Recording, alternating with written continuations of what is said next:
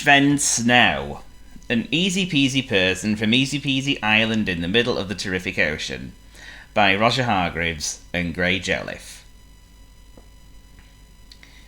When building a jolly smiling man made out of snow, well, who would you call him?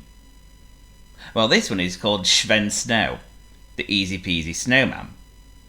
He was built by John Jingle, the easy-peasy reindeer, and he lives in the front yard of Tinsel Cottage where John lives, on Easy-Peasy Island, in the middle of the terrific ocean. I bet you're wondering how Sven came to life. Well, John Jingle was building in one cold snowy day in the northernmost part of Easy-Peasy Island, and Santa came to visit him on his magic sleigh and left a trail of magic dust behind it, and it fell upon the snowman, and indeed, he came to life. Sven and John and Santa became the very best of friends, and they always looked forward to seeing each other. However, Sven doesn't always enjoy being in the front yard of Tinsel Cottage. He likes to go and have fun in the snow. This story will show you what he gets up to when the bleak of midwinter settles in. Our story begins when Sven Snow went to Antarctiville, which is the most further south of Easy-Peasy Island. Santa had brought him there with kind permission of John Jingle, of course, and he was looking forward to spending time with Waldo Waddle, the easy-peasy penguin. Sven had just arrived at Waldo's igloo in Southern Point, which, if you may or may not know, is the capital of Antarctiville. "Oh, hey, Nut, Sven," greeted Waldo, stepping out of his igloo and newting loudly. "Yeah, I'm pleased to see you too, Waldo," replied Sven. "I've just come over from John Jingle's garden, and boy, am I feeling festive." "Oh, I wish I could say the same for everyone else in Antarctiville, eh?" replied Waldo. "Everyone here is feeling very miserable because of the cold weather. No one knows how to be happy here." Sven couldn't understand it. What on earth was Waldo talking about? He found out soon enough. The first person they came to was Pierre Le Patisserie, the French-Canadian baker. He was feeling rather grumpy and irritable. "Oh, hey there, Pierre," greeted Waldo Waddle. "How's business?" "Sacre bleu! My business, she is frozen stiff!" grumbled Pierre. "How can I sell the pastries when they are encased in the blocks of ice, my wee?" Sven looked concerned. "Yeah, I see what you mean, Waldo," he said quietly to Waldo. Waldo and Sven wished Pierre a good day and went on their way. Pierre just grumbled and shivered. They then came across Lewis McLetter, Antarctiville's Scottish postman. "Oh, hey there, Lewis," greeted Waldo. "Lovely day, huh?" "Nay, it isn't," grumbled Lewis. "I've nearly worn out my boots from delivering the mail, wee bonny laddie." "What a lot of horrible people," said Sven. "That's the problem when living in Antarctiville, eh?"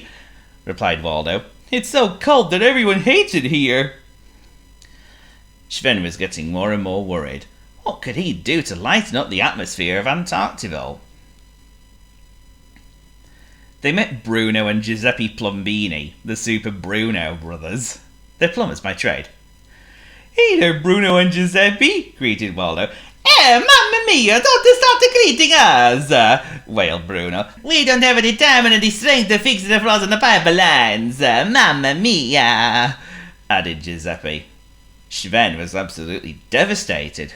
What could he do to cheer up the citizens of Antarctiville? Later that night, Sven was in the guest room in Waldo's igloo, pondering what to do about everyone giving him and Waldo the cold shoulder. Waldo nooted in his sleep, but that was okay for him, because his igloo was far away from anywhere else lived, and his igloo kept his newts muffled. This gave Sven loads of time to stay up and ponder the matter. He did get his idea eventually, but went to sleep with earmuffs on, so as to get a good night's sleep. The following day, everyone in Antarctiville went about their daily business, grumbling about the cold as usual. Sven and Waldo had frozen kippers on toast for breakfast, which is something that Sven loved to eat. He loves cold food. Waldo had a hard time eating his, though. Anyway, they went outside, and Sven put his plan into action. "Watch this," he whispered to Waldo, and he scooped up some snow and rolled it into a ball. He saw Lewis McLetter trudging by, struggling with the heavy sack of letters and parcels. Sven took great aim and threw the snowball at Lewis. His hat came off and he dropped his sack of mail. "Oh, Crevens, who threw that?" he asked. There was no response. So he went on his way, feeling surprised, but he had a faint smile on his face. Sven and Waldo chuckled to themselves. The plan had begun. Sven and Waldo then hid behind the wall of the bakery, and Sven instructed Waldo how to make a snowball. Waldo did as he was told, and then without even waiting for the moment, he threw it at Pierre Le Patisserie's face. "Oh, sacré bleu, who threw that?" he demanded. "Was it me, sir?" replied a random female customer. Unbeknownst to Sven and Waldo, Pierre had a huge smile on his face. Sven and Waldo giggled to themselves. The plan was working. Then they came across Bruno and Giuseppe, who were doing their very best to thaw out some frozen pipes in the pipelines, but the cold weather certainly didn't agree with them. Waldo and Sven then made more snowballs and gave them a great mighty throw at the Super Bruno brothers. "Ow, ow, ow, ow, ow, ow, ow, ow, ow," cried Bruno. "Mamma mia," added Giuseppe. They looked all around, but no one was there. They grinned at each other. "Whee-hee! Ho-ho!" Sven and Waldo stifled their giggles. The plan was working very well indeed. However, they were to do something that they were to regret. Waldo and Sven then noticed Alan Antler, the easy-peasy moose, who had decided to go on a winter holiday in Antarctica. Waldo, feeling very cocky, made the biggest snowball and with a devious grin on his face, took great aim at Alan. Sven looked worried. "If they did throw that at him, he looks as mad as hornets," he advised. But Waldo didn't care. He was just about to throw the snowball when he felt a tingling in his beak. The cold, crisp air made Waldo's beak tingle so much he didn't like it one bit. "Uh-oh, I got a newt, Sven," he said.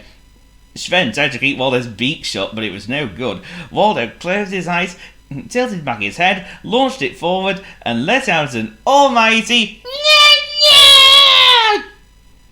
Suddenly, he threw the snowball and it struck Alan Antler. "Who threw what?"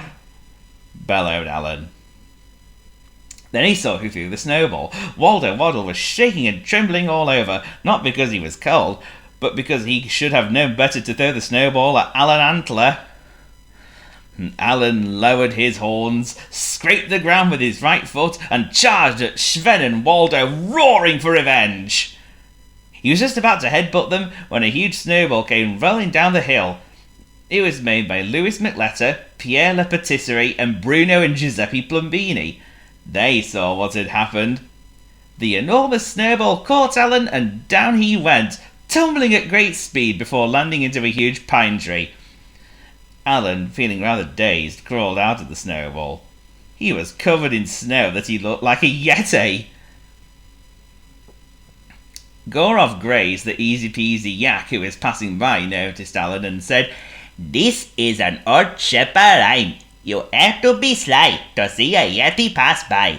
They live way up high, and they're very, very shy."